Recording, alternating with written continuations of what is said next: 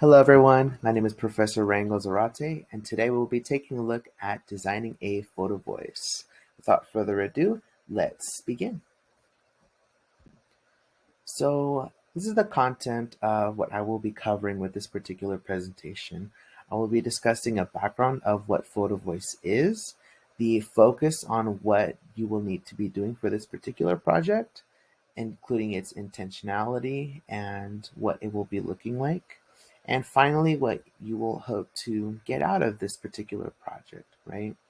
One of the biggest things you should know about Photovoice is that it essentially is a form of community documentation through photography and written narratives. So on the bottom it says, Photovoice visually documents intangible objects by means of photography and is accompanied by a narrative, caption, or story to give more meaning to the photographs, to be put in an exhibition, to invite policymakers and decision makers to view the photos in narratives in an effort to work for some social change. The biggest thing here is the social change, right? We want to make sure that we are empowering the individuals who are participating in this project.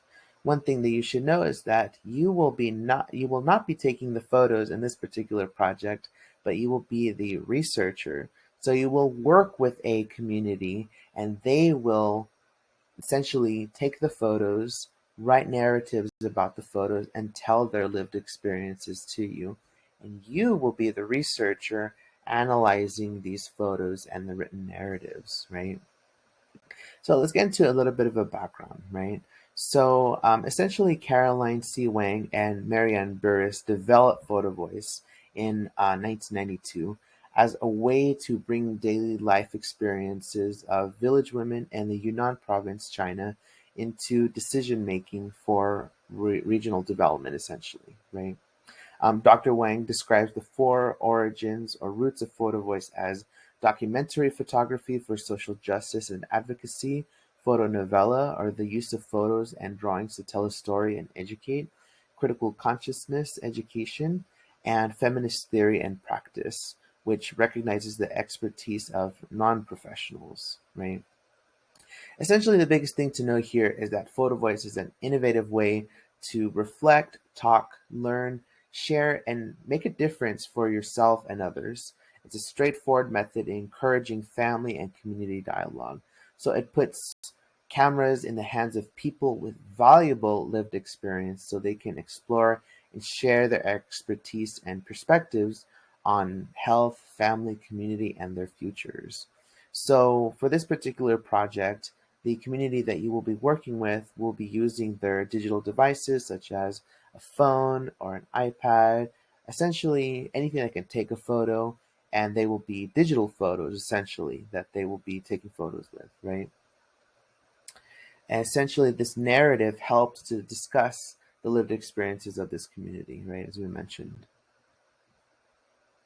So essentially, here are some pieces to just to take into consideration when we're talking about the plan, right? So you will be the researcher focusing on this specific group to help empower them, right? This group can be somebody from the campus, right? A group of students from the campus that essentially you feel that you want to help empower them, right, through this project. So remember to essentially keep in mind that participants will be responding to your research, right? Your prompts, and they will be taking the photos and writing the narratives. So I'll be talking about the prompts in a little bit, right? And then again, as I mentioned, you will interpret the photos and discuss what the minority group's needs are, right? I wanted to briefly discuss the photo voice path. So once you learn about photo voice, um, the participants will take the photographs and then they will discuss the photographs and reflect on their experience, right? And then they will discuss their written narratives. And then you will essentially choose the photos that you want to discuss later for your executive summary, right? And then you will present on them. Next piece here is that I will work with you to help recruit this group of students in order for you to carry out this project as researchers, right? So not only that, I will help you find a faculty member that will be a community Remember, essentially getting you close to the participants and making sure that their needs are met during the particular project, right? Um, Another piece to the plan is that you will design a timeline for data collection. So you will have essentially data here is participant photos and what they're saying in regards to the photos, right?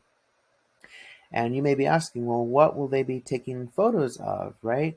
Well, they will be essentially taking photos of whatever they believe is a response to your particular prompts and research questions, which we'll talk about in a little bit right now. So the particular focus, again, is focus on with the minority group on campus that you want to focus on, right? And then think about why. Like, why do you want this project to help them and to serve their needs, right? So definitely think about that. And as a researcher, you should design one or two research questions that your group essentially wants to answer by the end of the project, right? Or just essentially wants to inquire throughout the project. The prompts that you're going to be making essentially are what the students will respond to, right?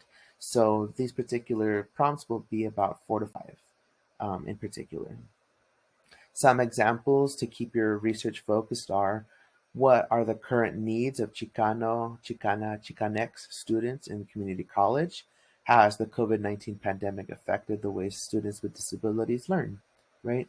So these questions essentially are specific to the communities that you end up choosing, right? And seeing how you can serve them. These particular prompts are what the particular participants will respond to with a photo and a narrative. So again, keep in mind that your research questions will help guide you for this particular project, right? And these prompts include um, what has your experience as a Filipino, Filipina, Filipinx student in college been like during the pandemic, right? Again, whatever your community is, you want to make sure you just kind of fill in the blank from there to see what works for you. In what ways do you feel a sense of belonging at school? What systems of support at school do you think you need? And what comes to mind when you think of the experiences you have had as a foster youth student?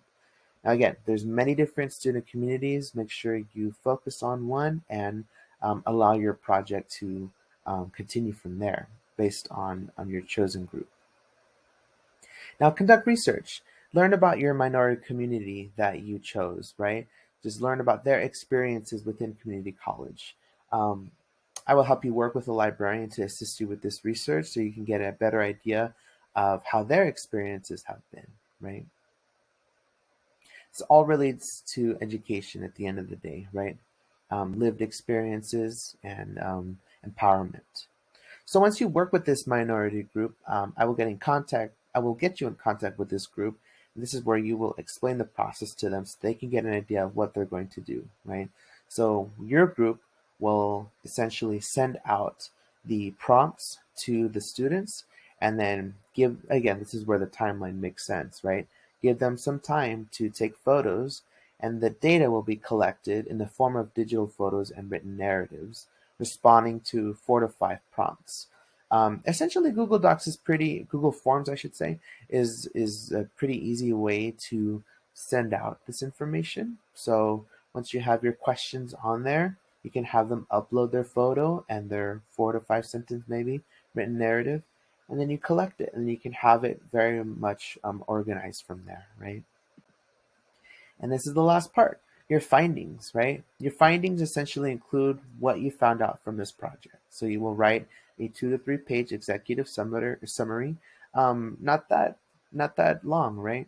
You just essentially discuss your minority group you chose to focus on, right? You talk about their background in terms of their experiences in college, right? And the specific needs that you found out through their photos and narratives. Essentially choose the photos and narratives that you want to focus on, right? And discuss further. And finally, discuss recommendations. Essentially, what do you believe are recommendations that the school or the institution should implement to help, again, empower these students and give them an opportunity to have agency in their educational experiences, right? Lastly, I wanted to read a quote from Dr. Latz, and it says that because policymakers are often excluded from the experiences and circumstances in which the policy was created, photo voice works to bridge this gap as it interrogates a citizen approach to documentary photography, the production of knowledge, and social action. So the biggest thing you want to make sure you do here is make sure that you are working towards that social action, right? And have fun along the way. It seems very complex. There's a lot of parts going on here, but try to have fun with it because it is definitely something new to try, and it's always exciting to see where your research ends up. So that being said, thank you for listening to this presentation, and of course, we will be in contact if you have any other questions further with this particular project. I don't expect any type of perfection with this project at all, right? I just want you to try something new and see how it goes, all right? And that is it. Thank you so much.